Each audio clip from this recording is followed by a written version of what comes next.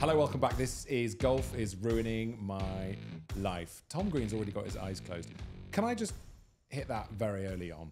Right? Yeah. The eyes closed thing. I played this morning and I played so well, I have felt in a sort of post-yogic space since I played. There is a thing about golf that when you play well, we spoke about it, we've not spoken about it for a while, but it's the zone. It's unbelievable. When you enter the chilled, ball striking, it all makes sense zone, Yeah. there is nothing better. It's like I've found a secret room in my own house that's got everything I want. And coming here today, I only played 9 holes, but I played just blissful golf. Just straightforward, no scrambling, just regulation, pars, birdie, par, bogey, 2 over through 9 holes, hitting the ball so well. And literally on the train, normally I'd read my book. Yeah. Didn't even do that. I literally sat there and just looked out the window and went through every single shot. What other sport gives you that? What other sport can you sit there and replay the entire thing? I can remember every single shot from this morning. There is no other sport where you could do that. This is my point, though, with the zone and entering that sort of zen state of golf. Because no matter how good you are at golf, you're always striving for more. You always want to be better. Yeah. So that ability that you had today, where it all just made sense and it was all fine and it was great. Yeah. Do you think anyone lives in that all the time? They can't do, because everyone. Okay, if you always shot 2 over, then you actually probably want to shoot 2 under. So it would have been a frustrating one. Yeah, no, I don't. I think that it went. Well, the thing is, it wasn't like an exceptional round. It wasn't like a crazy 1 under or something round, but it was. Just everything went to plan. Nothing went horribly wrong. And in fact, I had a nasty, nearly got double bogey, but it was a bogey on 1 hole. And that was totally avoidable. But I was so mellow. That's what I'm looking for. I just felt so mellow for once that it's just worth remembering that sometimes that can happen. And it's the least expected rounds. That's a big part of this. The big mistake we all make is bigging up these rounds of golf before you go and play them. The night before, cleaning your clubs, getting ready. As soon as you're cleaning your clubs the night before you play golf, you're guaranteed to have a bad round of golf. There is no better indication than you know it's going to go wrong. Some of my worst rounds of golf are. This is when I really cared back in the day. Yeah. Clean all my golf clubs. New sleeve of golf balls. Yeah. Initials written on them. I used to have a ball marker line drawer on a. Yeah. I'd draw a line on. Clean everything set up, outfit out. Yeah. Guaranteed. Come to bed, darling. What are you doing? I'm getting ready. Treating it like it's your Masters or your Open. Yep. And what happens without fail? You play awfully. You play absolutely awfully. And the games where I run in from the car park, half dressed, eating a bacon sandwich and tee off are more often than not the ones where I play really good. I can also recommend, and this might be a bit of a hot Golf is Ruining My Life exclusive, a really niche way of playing better golf. Take your kids with you, because then you have to manage them. And you're so busy managing them, finding them snacks, finding them balls, telling them to hurry up, telling them that what we did, the guys behind us were really, really annoyed that we'd slipped in front of them. They were slightly elder gentlemen, and I told my kids that they were zombies. Right. And as a result, they were playing really, they were like, Daddy, we got to go, the zombies are coming. I'm like, yeah, you got to go, guys, we got to go now. I wish that was told to every golfer. Yeah. Imagine the golfers behind you are zombies. Yeah. Move fast. Don't hold people up. There's something in that. There's slow zombies. But because I was so busy, and here's the thing, I was so busy managing them, I forgot about my own golf. So I'd arrive at my shot and go, oh, right, 5 iron, it'll fade in a little bit. Bang. Oh, You've done it. An amazing shot. Right? I honestly think if you've got kids or anyone who you want to look after their kids and they'll let you look after their kids for a bit, grab someone to look after or a dog, and it distracts you from golf. Honestly, it was incredible. There's something in that, I think. Yes, it's niche, and it will sound weird if you go to if you go to some friend and say, "Can I borrow your kid for 5 hours?" Me as a 29-year-old with no kids, I can't be tracking down kids to go and play golf with. Mate. That's not a headline I want to see on the Daily Mail. You can play golf with my kids. It's absolutely fine. They would love to play golf with you. So I really recommend that. And it's just... What a lovely Friday you're having that you've played golf already and now you're here. And spring and is now you're going to here go and do a radio show. I know. It's fantastic. And then we're going on a stag do. And on the stag do... You're going to play golf. We're going to play golf. And we'll tell you about that in a couple of weeks' time. So, yeah, no, it's a good start to the day, Tom Green. I've had a little bag reconsideration. Talk to me. I'm debating rebalancing how my bag is. So my bag was always quite bottom heavy, where I had more wedges. Yeah. I had a 50. I think for a while I had a 58, a 54, and a 48. Too many wedges. And now, now I'm a woods guy. You're about to get a 9 wood, aren't you? This is your way of telling me you're getting a 9 wood. I've debated a 5 wood. Oh, yeah. But then I would be.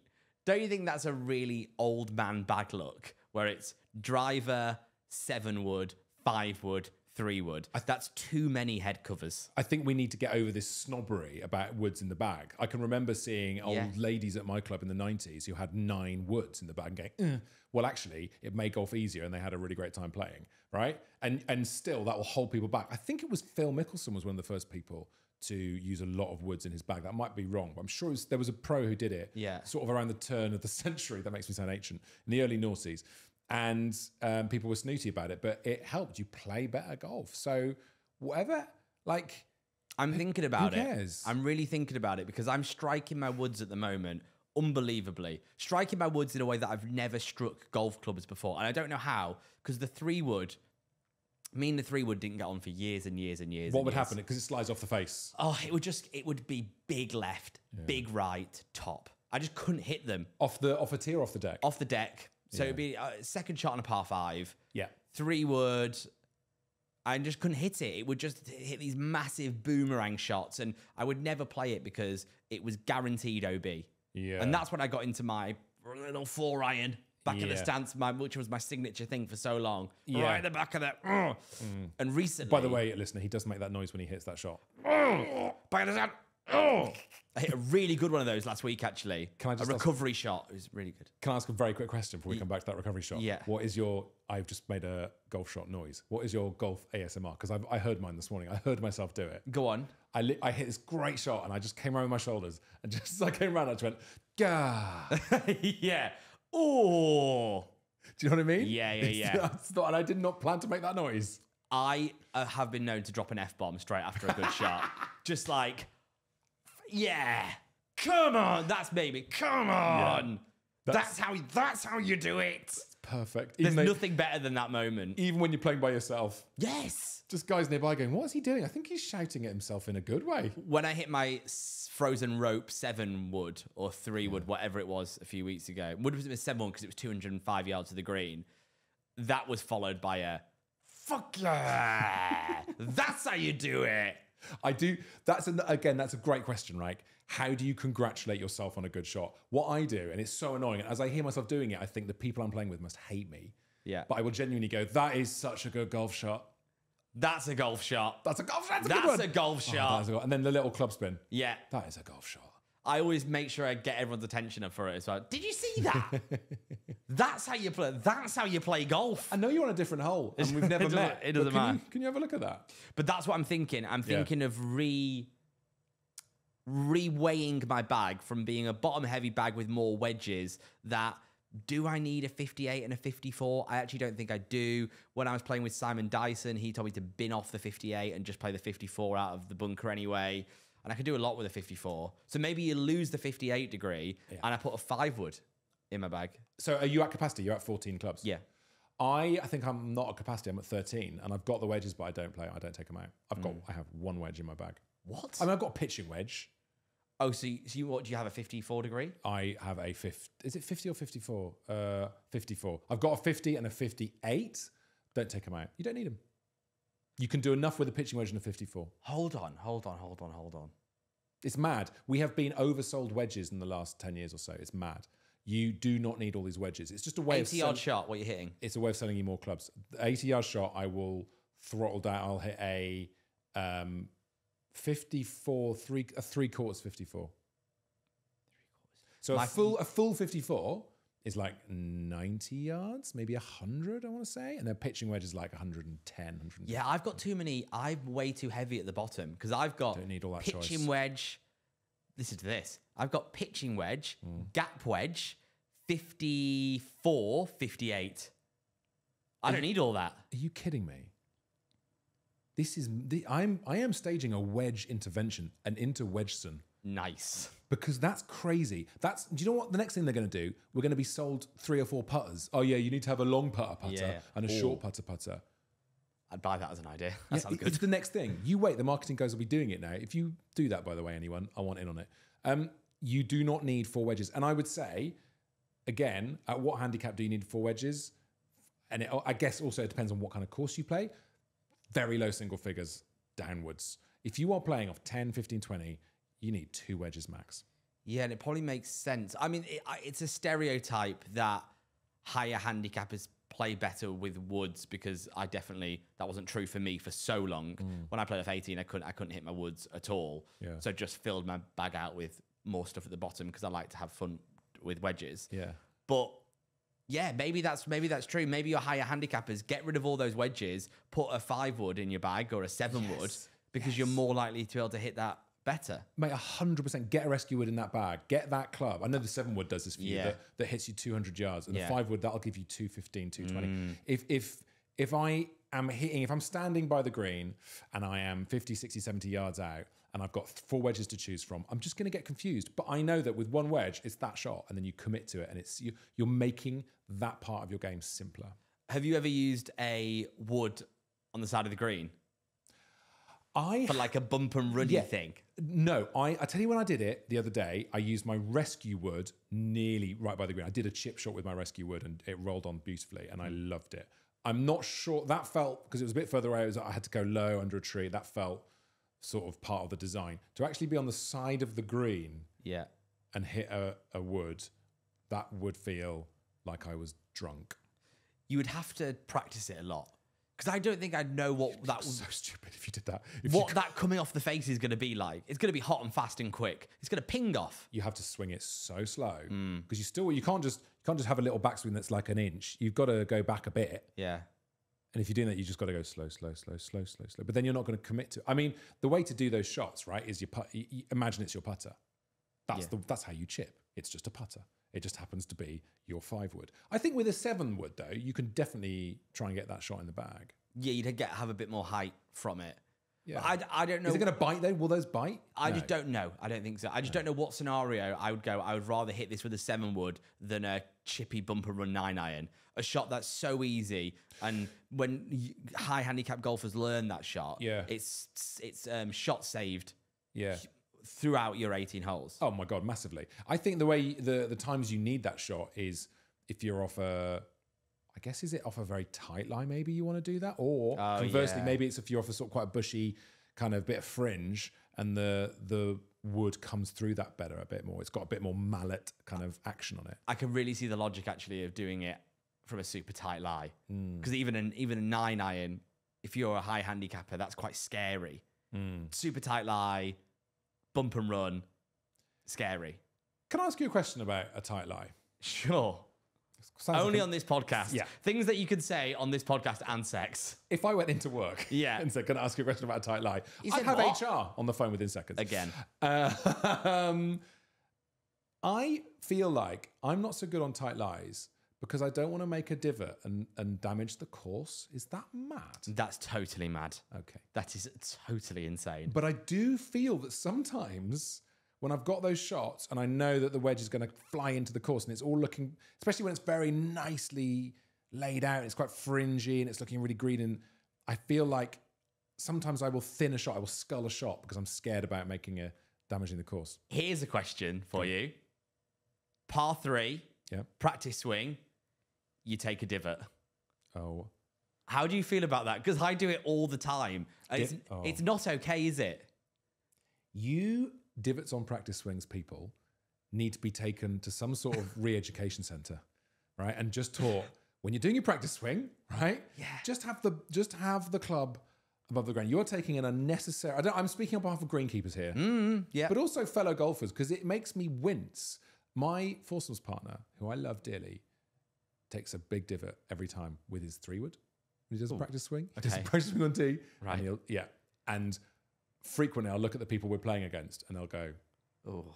Everyone does that face. You take a divot on a practice swing on the tee of a par 3, everyone goes, oh. That's what I mean. But that's why when I'm taking my wedge shot in and I don't want to take a divot out of the ground, part of me doesn't want to do that damage. Is that weird? Yeah. I'm a low impact golfer, Tom. Yeah, you are a low impact golfer, but the whole point of a practice swing is to try and create like for like the exact swing you're about to do. Of course, yes. So- and you can't do that if you're, That's for me why I get that it's wrong to take divots when you don't need to. But the whole point of that swing, just before my actual swing, is to try and line up everything as it's about to be. Because there's nothing worse than having a perfect practice swing, taking that divot and going, that's the one, to then top it directly afterwards. I do that so much. Do you? Yeah. My practice swings are so often better than my actual swings. Interesting. I've got a big question for you. It's about emotions, but we need to do adverts first of all. And I've got a controversial topic on the way. Oh, I love that. I need to call out, I'm not going to name the golf club, but I need to call out a golf club because I think what they did was unfair and stupid. Oh, I love it. Oh my God. All right, stand by. It's getting a bit Piers Morgan now, aren't we? Very Piers Morgan. A little bit angry. Okay, stand by, caller. Welcome back to Golf is Ruining My Life. Now, do you want to get shouty and sweary now, or should I do my quick emotion bit first? I want emotion. All right, so what shot brings you closest to tears? I asked this question because I played with my kids this morning, and my 8-year-old kept fatting the ball, right? He was hitting the ground this far, and he's decent as well. He's been getting really good recently, but today was the day he just couldn't get that club to hit behind the ball. It was a good, what we're saying, 5 inches, right? Right. Huge amounts of earth being lifted. And yeah, I mean, it was probably 4 or 5 of those and he was in tears. And I thought... And because he's a child, it was actual tears. It was actual tears. Oh, yeah, It full wasn't tears. metaphorical tears, it was real tears. And because when it comes to golf, I feel like a 5-year-old. I felt for him. And I gave him all the sympathy I could. And I was like, it's just that day. And I thought, do you know what? I think, and we see it in majors famously, if you look at, Spieth when he's fatting that wedge into the 13th at Augusta, and people do it. They will lose their minds and hit that fat shot. And you feel like it's all going to be great. And it's a matter of an inch of ground and it's root and it looks awful and it's dirty and all that effort has led to nothing and it's a bit painful because it's jarring and the ball doesn't, everything about it's awful. Whereas if you thin a shot, or you slice it or you hook it, it's redeemable. But fatting a shot is so disgusting. That's the shot for me as well that will bring me to tears. As much as I hate fatting golf shots, and they do annoy me, they don't annoy me as much as other shots because I don't know what I've done to deserve that. Yeah. That's the worst thing about a fat thing, is when it happens, I'm like, I don't know what I did then that has resulted in that. Yeah. So what annoys me the most is shots. My bad shot is, and I don't do it that much anymore, is a big power fade with the driver. Okay. A classic right-handed golfer, big banana, poof, one of those. And if I'm concentrating on my swing, that shot doesn't happen. It happens for maybe the start of a round, and it happens when I start getting tired and I start thinking about everything. Yeah. So there's nothing worse for me than standing on the 14th or something where it's all starting to work and I know the movement and I know to bring... There's just a feeling that I have. And I describe it, hitting one of those shots, as you've been lazy. I've just allowed myself just to swing the club without thinking about exactly what I need to be doing. So you're on the 14th, it's going well, you've hit great drives for the last 6 holes, and then you hit this poof. And as soon as the ball makes contact with the club, you're like, oh, this is nice. Even before I look up, sometimes I'll just be like, no, I just don't want to look. I'll look away. Lazy. But also, the worst thing about those big banana-y slices is you then, if you are walking, if you're not on a buggy, it's just miles. So far. You just have to walk so much further. And that basic unit of miles traveled on a golf course goes up when you're hitting those big slices. And you lose so so much yardage. And balls. And balls. Yeah. Okay. That's mine, though. That's mine, is that boomerang shot. Now, I want to call out a golf club. I'm not going to name the exact golf club because it's a golf club that I love and I cherish, and it's important to me. Okay. Wow. All right. But I called up this... We had a very wet weekend a few weekends ago, and I was trying to get out and play golf, and I called a golf club, and they were like, yeah, okay, so we're open for 9 holes and 9 holes only. So I was like, okay, fine. I said, oh, the front 9 or the back 9? And they were like, it's not really... It's a combination of the two. So they're going to play you up a certain bit and then back down a certain bit. And me knowing the golf club, I was like, okay, that actually works. You jump over a hole and whatever. And Is that fine. to preserve the golf club because it's been wet? Because it was wet. Okay. Okay. And this is an average golf course. Yeah. Not crazy money, very average golf course. 9 holes. The fact that they are jumping throughout the course shows that it is in awful, Nick. Yeah. And they wanted to charge me £30 to play 9 holes. 30 quid And I was a bit like, for 9 holes. I was shocked by that. And I'm glad you've given me this reaction because it shows that it is shocking. I mean, this is an interesting point, isn't it? That, you know, price points and golf, where are we at now? Where have we got to where you'll play 18 holes at a decent, normal golf club? Let's call it normal. We all know what a normal type golf club is, certainly in the UK. Anything north of 40, and I start to wince. I think £40 is the exact price point for a good 18 holes in the UK. And obviously, we're southeast. I'm certainly based in the southeast, so we skew a bit higher. It's probably a bit cheaper in different parts of the UK. Certainly in Wales, where I'm from, you can get a decent round for maybe 30 quid. Yeah. At a good course. 9 holes for 30 quid is, just a quick bit of maths. I'll just do it. That's 60 quid for 18 holes. Well done. Well done. Yeah, I was just shocked by it, and I thought that's really disappointing. What did you say? I didn't go. I didn't play. Have you ever negotiated green fees? I have. Have you? No, of course I haven't. But I wish I had now. Where did you do that? What did you get off? It was a while ago. It was in Cornwall, and I said we're not going to play a full 18. We'll probably come off. We might play a couple of extra after the 9. We've got cash. Having cash always helps. Yeah, because no one has cash anymore. And I said, I think it was something like 40, and I said I've got 30, and they went, yeah, that's fine. You'd be surprised. You'd be surprised, especially if you got cash, and you can just say, look, let's all be sensible about this. And also, twilight golf's a big thing as well, right? If you're playing on a Saturday at 11 a.m., absolutely do one. But if you're there at 5 o'clock and you're only going to get 9 holes in, you might get a few extras because it's getting dark. I think they will always listen, as long as you do it in a nice way. I love twilight golf. Twilight golf, one, is obviously cheaper. It's my favourite part of the day to play. In fact, that's a great question. Early morning or twilight? Which one are you going for? Early morning. Oh no, I'm opposite. Why? We're never playing golf again together, are we? No, we're not. That's it.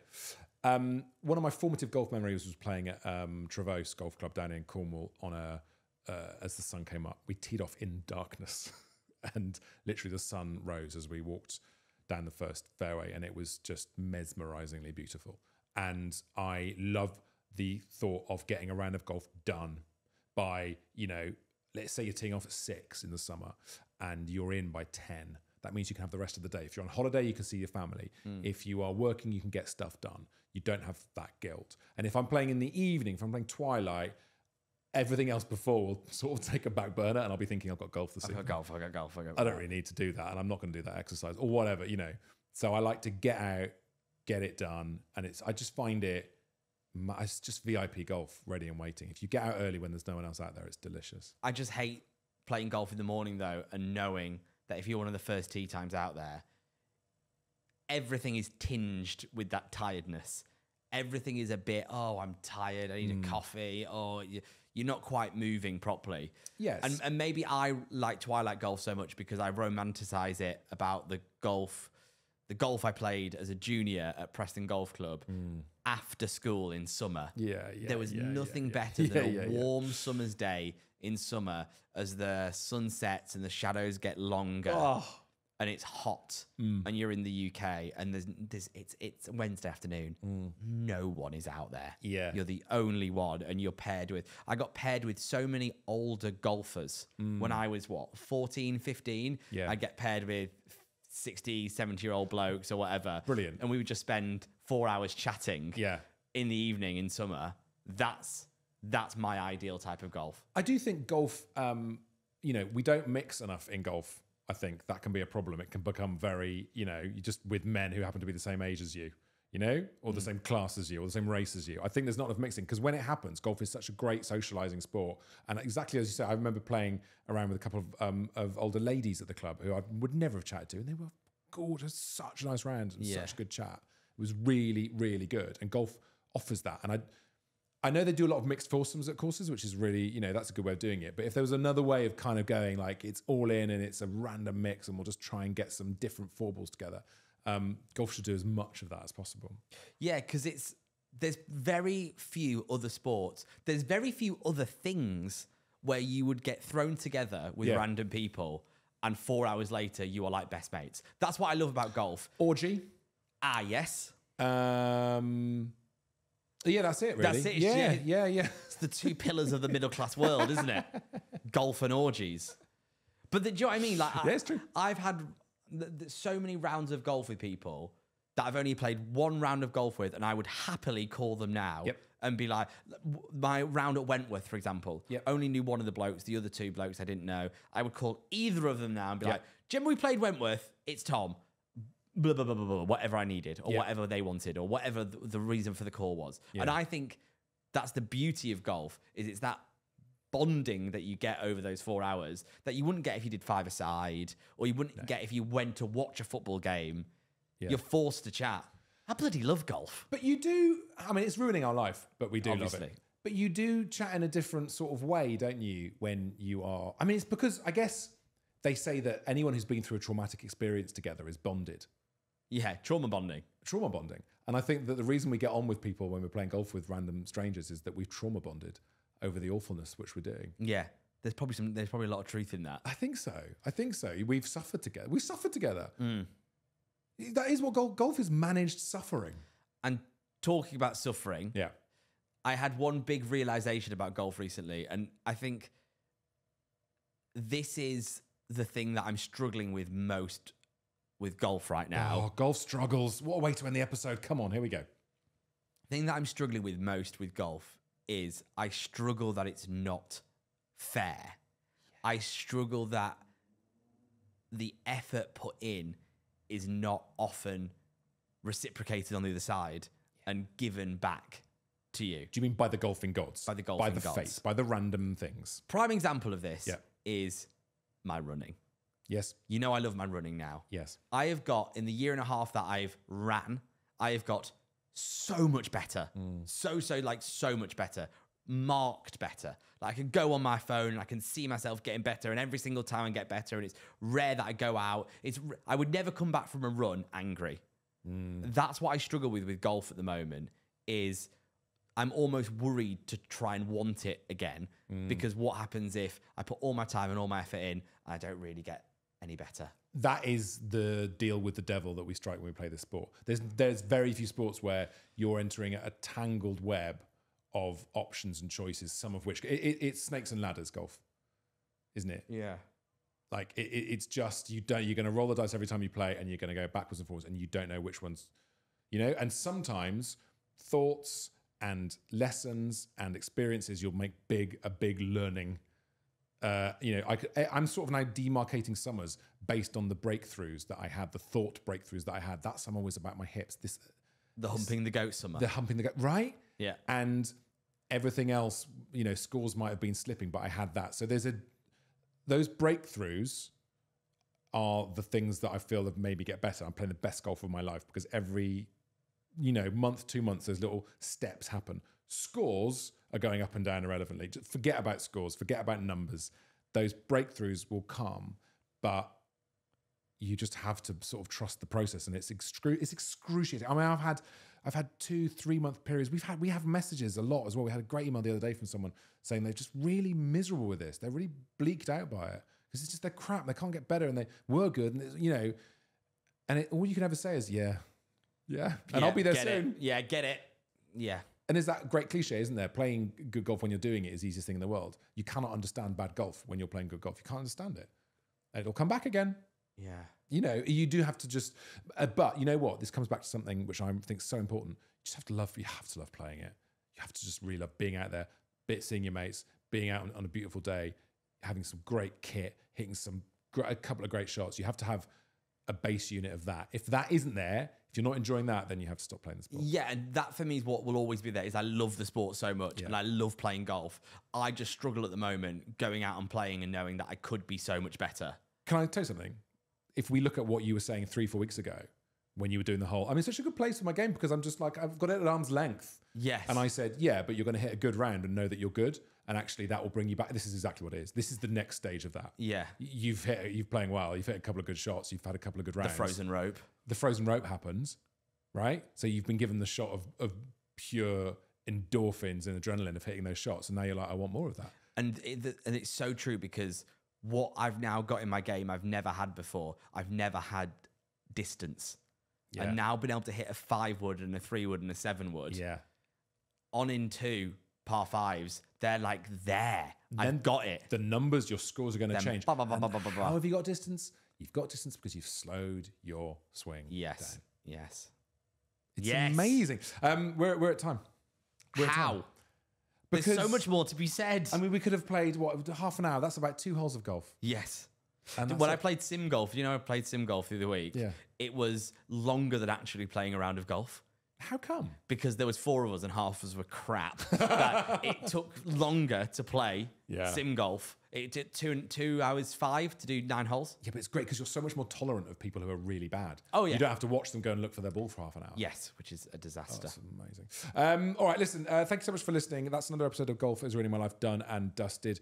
Any questions? We'll do another email special soon, right? Yeah, get all your emails in now because obviously we've posted the Masters. We're now fully into golf season. Get all your emails in. The Toms at Golf is Ruining My Life. If you get them in this obviously goes out on a Monday. If you get them in between now and Wednesday, for example, Yeah. get them all in and we can answer all your questions in a golf email special this week. Obviously, our YouTube channel is online as well if you want to watch these shows. Watch the show. Watch the shows. Yep. Golf is ruiningmylife.co.uk and on our TikTok and all that good stuff. Thanks for coming. See you soon. Bye. Bye.